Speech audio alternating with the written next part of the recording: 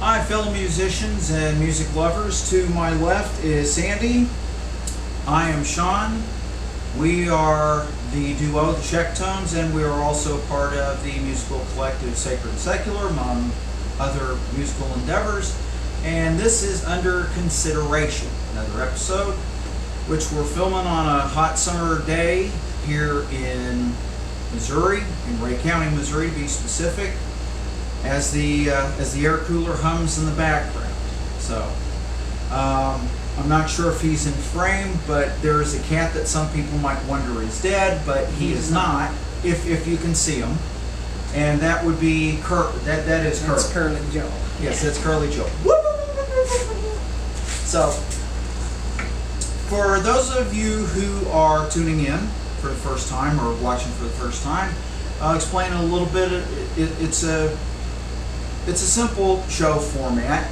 We discuss off the cuff a song that we're considering for recording and or performing in concert. Originally it was just going to be for material that we were going to record, but we kind of expanded it. It's a show in progress. It's a work in progress, like we all are. So for this episode, we're going to discuss a song that we're seriously recording. I'll spit it out here eventually. I told you this was an off-the-cuff show. We are seriously considering recording as a Sheck-Tones project, and that is Homeward Bound, written by Paul Simon. I think the studio version was originally released in '66. I'll have to go back and probably check Wikipedia for that. And there's also a live version. We'll discuss more about that in a minute, that Simon and Garfunkel did. Now, if memory serves, we started performing it when we were part of the Shade Tree Jam Band that Sandy here had established. Did you not bring this song to us, Sandy? I think I did, as part of our new group,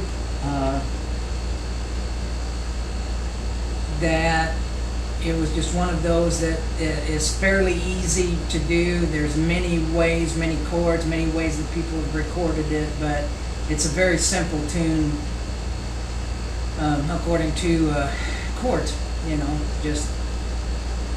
So the reason why I liked it is because I was a very heavy Simon and Garfunkel fan in college, and just anything they did I liked.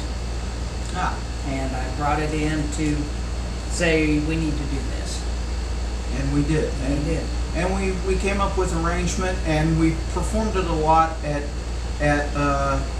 concerts, which, I mean, it makes it sound like we play for like a stadium full of people. It's basically 10 people in a bar, or whenever we used to play at the VFWs, El Solo and the Responders. We play it there, and then when we get together with other folks that we know for jam sessions, it's kind of like a little jam session part favorite. My exposure to it, I think I first heard a snippet of it on a TV commercial, like back when I was a kid, back in I'm not going to say which or what year, because it kind of dates me, and that's illegal in a few states. Yes.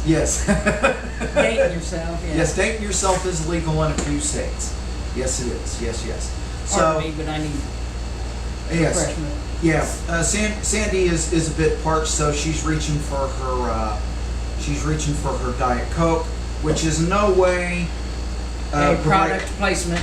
Yeah, that is no way product placement. Just want to say that for the sake of any algorithms out there that are checking for this and are saying, well, you're violating copyright and trademark laws. Well, no, we're not. No. Sometimes you're just thirsty, and sometimes you have to have a drink, and sometimes the soda hits the spot. That's right. So, anyway, my background with it was, if memory serves, I heard it in a commercial. I think it was either for like one of those K-Tel best of collections that used to be advertised on television, where that it was a mail order deal, and you placed your order, and they'd send you a vinyl record back in the day. Or if you were, I'm trying to think of a nice way to say it, and I'm not sure I can. If you were a glutton for punishment and wanted to listen to 8-track tapes, I think you could order them on 8-track tapes and maybe cassettes too. So anyway, so I think that's where I heard part of it. And then when one of my brothers, his first wife, had Simon and Garfunkel's Best Hits, and I got to listen to the live version before I got to hear the studio version in its entirety. And wouldn't you agree, Sandy? There's not that much difference. There's not a whole lot of difference, no. Just a little bit tweaking on guitars. Yeah. Paul Simon was a very tweaky person on the guitar. He had a picking style all his own. Yeah. So there is that. Well, the live version, I think, is strictly his guitar and then his lead vocal with Art Garfunkel singing harmony. The studio version was includes drums on it. When we perform it, it's just Sandy playing the guitar and myself on the vocal. So that's our background on the tune. Reasons why we're seriously considering recording it. Well, that one of the reasons is we've played it a lot. We're familiar with it, and it's one of those things. It's just a great tune. Now I kind of feel like when I say that I'm like on Dick Clark's American Bandstand. Oh, it's got a great beat and I can dance to it. Oh, it's a great tune. So, but it is, and the reason is Paul Simon had, or actually has, because he's 80 this year, but he's still writing, still going strong. He has a good ear for hooks, a great ear for melody, and the imagery is cool.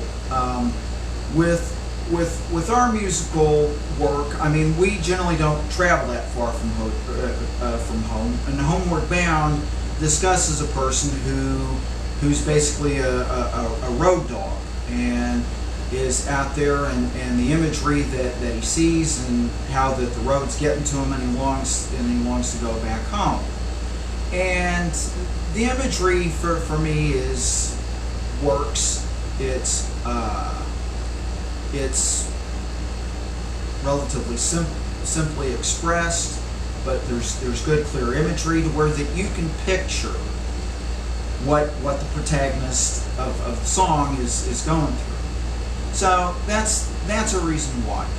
Another reason is we've also worked up a few other Paul Simon covers from his Simon and Garfunkel days, and I think we're leaning toward probably a Sheck-Tones EP that's basically Paul Simon covers. Probably 4 or 5 songs, and this would probably be one of them. As for why we wouldn't, I don't know. I can't think of much anything. I can't think of a reason why we could not, because it's just one of those that we've done and and it's just one of those that reaches the inner person. Yeah. So the verdict is most likely it will be on a Sheck-Tones, Simon and Garfunkel, or Paul Simon EP. So look for it. When we eventually release it, we'll probably post a link back in this episode. So look for that. Also, to explain, for copyright reasons, we cannot include the original here, nor can we sing the original here. However, I have posted a link in the description in the description for this episode. Told you it was an off the cuff,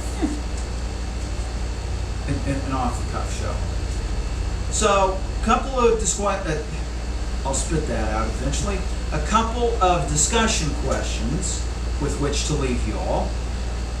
Have you covered Homeward Bound? What's your opinion of it? Have you heard it much? What do you think? Is there another version other than Simon and Garfunkel's that you like? And if so, what is it? And please feel free to share that. And I can interject that, believe it or not, Willie Nelson did a cover of this. Really? Yes. Do you remember when? I don't, but it was pretty recent. Within the last 10 years, let's say. Yeah. So if you get a chance, you might want to do a Google search and look for Willie Nelson's Homeward Bound. And I will say something related to Willie. Willie has excellent taste in outside material. He does. Yes, and he might have done it in a tribute to or a program such as the Lincoln Center Awards or something like that. Yeah. So yes, that is a good thing to interject. So if there are other covers besides Willie Nelson cover, please feel free to discuss those. And are there any Paul Simon songs that you like to cover? Any Paul Simon songs that you think we ought to seriously consider covering? Leave them in the comments section in the description for this episode, and take care and stay safe, and if you're Stay cool. and stay cool.